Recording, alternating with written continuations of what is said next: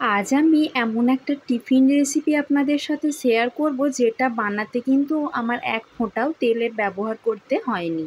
মানে তেল ছাড়া হেলদি টিফিন রেসিপি। তো নমস্কার বন্ধুরা, স্বাদবাহারের পক্ষ থেকে আপনাদের সবাইকে জানাই অনেক অনেক স্বাগত। আশা করছি সবাই ভালো আছেন, সুস্থ আছেন। প্রতিদিনের মতো আজও একটা নতুন রেসিপি নিয়ে হাজির হয়ে গেছি। আজ বানাবো এমন একটা টিফিন রেসিপি যেটা খুব সহজেই বানানো হয়ে যায় এবং আমাদের শরীরের জন্য খুবই হেলদি। তাহলে চলুন দেরি না করে ঝটপট দেখে নিই আমার আজকের রেসিপি। সবার প্রথমে আমি এখানে একটা বড় বাটিতে একটা কাপ মাপ করে হাফ কাপ মতো নিয়ে নিয়েছি মসুর ডাল। আপনারা যতটা পরিমাণে বানাতে চান সেই রকম ডালটা নেবেন। এবার ডালটা জল পাল্টে পাল্টে ৩-৪ বার ভালো করে ধুয়ে নিতে হবে, যতক্ষণ ওই সাদা জলটা পরিষ্কার জলে পরিণত না হচ্ছে। বাচ্চারা কিন্তু অনেক সময় ভালো খাবার খেতে পছন্দ করে না। তাদেরকে যখন হেলদি কিছু খাওয়াতে হয় তখন বুদ্ধি করে এইসবই আমি বানিয়ে ফেলি। তো চলুন ডালটা কিছুক্ষণের জন্য ভিজিয়ে রেখে দেবো। ততক্ষণে আমি একটা চাটনি বানিয়ে নিচ্ছি। এটা তো আর শুধু শুধু খাওয়া যাবে না, এর সাথে খাওয়ার জন্য তো চাটনিও লাগবে। তার জন্য আমি একটা মিক্সিং জারের মধ্যে 2 চামচ ভাজা বাদাম নিয়ে নিয়েছি। তার সাথে নিয়ে নিয়েছি 1 মুঠো মতো কোরানো নারকেল। আপনারা চাইলে এখানে নারকেলটা কুচি করেও ব্যবহার করতে পারেন। দিয়ে দেব হাফ চামচ মতো পাতিলেবুর রস আর দিচ্ছি স্বাদ মতো লবণ। তার সাথে দিয়ে দিচ্ছি কয়েকটা কাঁচা লঙ্কা। আপনারা ঝালটা যে যার মতো বুঝে দেবেন। তার সাথে দিয়ে দিচ্ছি বেশ কিছুটা পরিমাণ জল। জলটা দিয়ে সব কিছু ভালো করে একটু বেটে নেব। তবে এখানে খুব বেশি জল দিলে চাটনিটা ভালো লাগবে না। দেখুন ভালো করে বেটে নিয়েছি, এখন একটা বাটির মধ্যে ঢেলে নিচ্ছি। চাটনি বানানোর অর্ধেকটা কাজ আমার প্রায় হয়েই গেল। এবার একটা ফ্রাইং প্যানে সামান্য একটু তেল দিয়ে দিচ্ছি, আর তার মধ্যে তেলটা গরম হয়ে গেলে দিয়ে দেব হাফ চামচের চাইতেও একটু কম কালো সর্ষে। এবার গ্যাসের ফ্লেমটা বন্ধ করে দিয়ে দিচ্ছি কোচানো কারি পাতা আর দিচ্ছি একটা শুকনো লঙ্কা। এবার ওই নারকেলের চাটনির ওপর ওই তড়কাটা ওপর থেকে ঢেলে দিচ্ছি। ব্যাস, তাহলেই আমার চাটনি কিন্তু পুরোপুরি বানানো কমপ্লিট। এবার চামচ দিয়ে সব কিছু ভালো করে মিশিয়ে রেখে দেব। এটা আপনারা শুধু এই রেসিপিটার সাথে খেতে পারবেন এমনটা নয়, ইডলি ধোসা যার সাথে পরিবেশন করুন না কেন খেতে কিন্তু বেশ ভালো হয়। অন্যদিকে আমি প্রায় 10-15 মিনিট মতো ডালটা ভিজিয়ে রেখে দিয়েছিলাম। এখন একটা মিক্সিং জারের মধ্যে ওই বাটিটারই মাপ করে নিয়ে নিয়েছি হাফ বাটির চাইতেও একটু কম সুজি। সুজিটা হালকা করে একটু গুঁড়িয়ে নেব। চাইলে আপনারা না গুঁড়িয়ে একটু ভিজিয়েও রেখে দিতে পারেন, তবে আমি যেহেতু চট করে বানাবো জিনিসটা সেজন্য একটু গুঁড়ো করে নিচ্ছি। অন্যদিকে দেখুন ডালটাও কিন্তু ভিজে কত বড় বড় হয়ে ফুলে উঠেছে। এবার ওই সুজির মধ্যে সামান্য একটু ডাল দিয়ে দিচ্ছি, দিয়ে সব কিছু ভালো করে জল দিয়ে একটু বেটে নিতে হবে। তবে খুব বেশি জল দেওয়া যাবে না, তাহলে আবার ব্যাটারটা অনেকটা পাতলা হয়ে যাবে।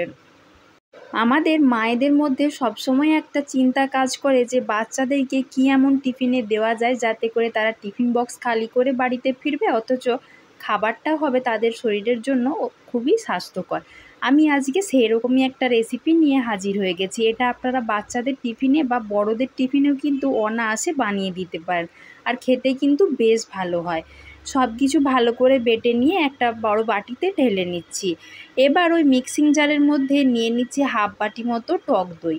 দইটা কিন্তু একটু বেশি করে দিলে এটা বানানো বা খেতে বেশি ভালো লাগবে। দিয়ে একটু ভালো করে দইটা ফেটিয়ে নিয়েছি।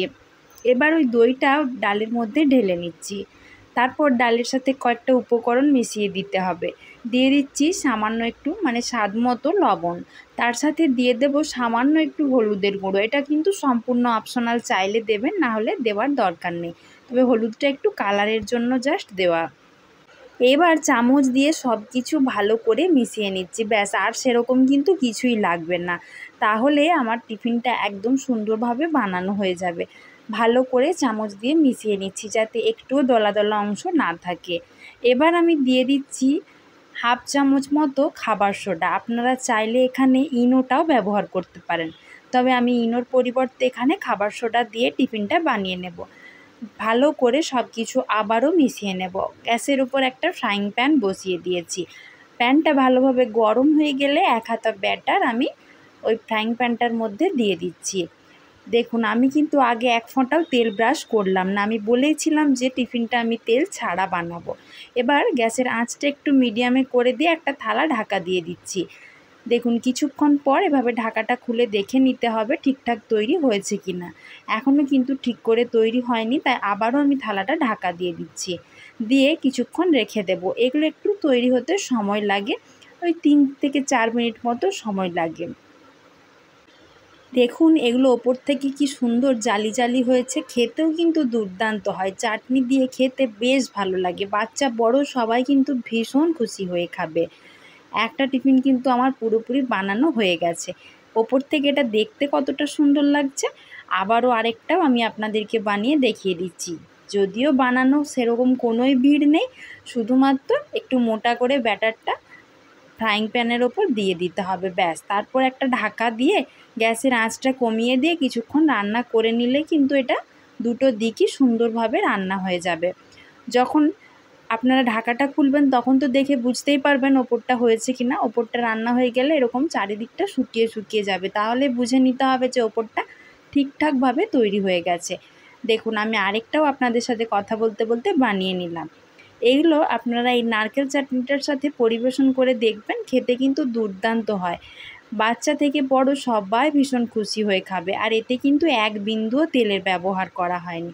আর কি নরম, আপনারা তো দেখেই আশা করি বুঝতে পারছেন, একদম হাতের মুঠোর মধ্যে চলে আসছে। যেহেতু ডাল দেওয়া ছিল, সামান্য হলুদের গুঁড়ো দিয়েছি, তাই এগুলো একটু হলুদ হলুদ বা লাল লাল দেখতে লাগছে। আর যেহেতু তেল দেওয়া নেই, তাই একটু পেছনের দিকটা কালো কালো হয়েছে, তবে এতে করে কোনো সমস্যা নেই, এটা খেতে কিন্তু একদমই তেঁতেও লাগবে না। তাহলে বন্ধুরা, আমার আজকের এই তেল ছাড়া হেলদি টিফিন রেসিপিটা আপনাদের কেমন লাগলো সেটা আমাকে অবশ্যই কমেন্ট করে জানাবেন। যদি একটুও রেসিপি ভালো লাগে তাহলে একটা লাইক করবেন, সবার মাঝে বেশি বেশি করে শেয়ার করে দেবার অনুরোধ রইল। আর যদি আপনি চ্যানেলটিতে নতুন বন্ধু হয়ে থাকেন তাহলে চ্যানেলটা সাবস্ক্রাইব করে দিয়ে আমার পাশে থাকার অনুরোধ জানাচ্ছি। আজকের মতো এই পর্যন্ত, সবাই ভালো থাকবেন, সুস্থ থাকবেন, ধন্যবাদ।